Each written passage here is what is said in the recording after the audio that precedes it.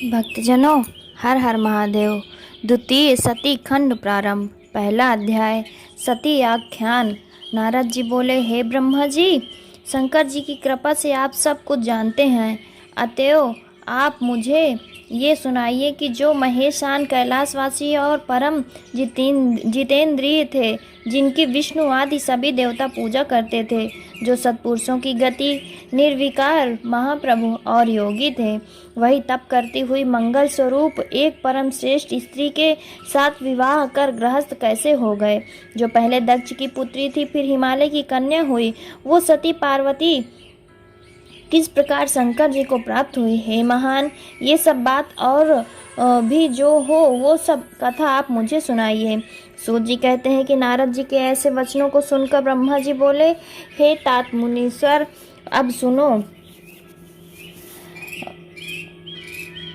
अब मैं वो शुभ कथा कहता हूँ जिसे सुनकर मनुष्य का जन्म निसंदेह सफल हो जाता है। पहले मेरे एक संध्या नाम की कन्या हुई, जिसे देखते ही मैं काम से पीड़ित हो गया, और मुझे देखकर रुद्र ने धर्म का स्मरण कराते हुए मुझे और मेरे पुत्रों के साथ बड़ा ही धिक्कारा, और फिर वे अपने स्थान कैलाश को चले गए। तब मैंने शिव जी की माया से मोहित होकर मूर्खतावश अपने पुत्रों सहित उन्हें ही मोहित करना चाहा, परंतु मेरे सारे प्रयत्न निष्फल हुए। तब मैंने निराश होकर पुनः शिव जी की भक्ति की, तो उन्होंने बहुत कुछ मुझे समझाया।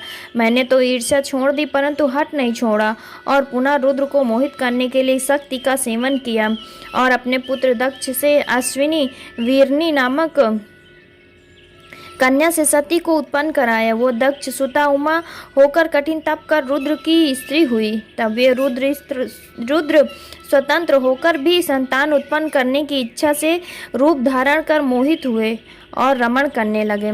रुद्र के गृहस्थ आश्रम में आकर सुख से कितने ही समय व्यतीत हो चले। उधर शिव जी की माया से दक्ष को गर्व उत्पन्न हो गया, और वो परम शांत निर्विकारी महादेव जी की निंदा करने लगा। उसे बड़े गर्व से एक विशाल यज्ञ किया, जिसमें उसने मुझको, विष्णु जी को तथा और सभी देवताओं और ऋषियों मुनियों को बुलाया, परंतु अपने जमात्र महादेव जी और पुत्री सती को नहीं बुलाया। इस पर भी मैं एक कौतुक करने के लिए सती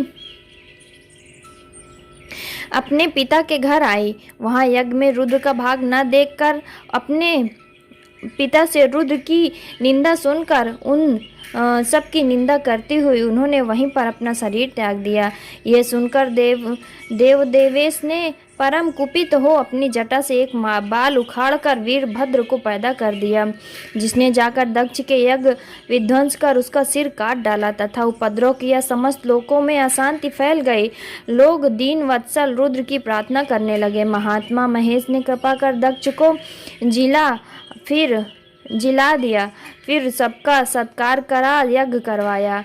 सती की देह से उत्पन्न ज्वाला जाकर पर्वत पर गिरी, जिससे वो ज्वालामुखी होकर पूजित हुई। आज भी जिसके दर्शन से सब कामनाएं सिद्ध होती हैं।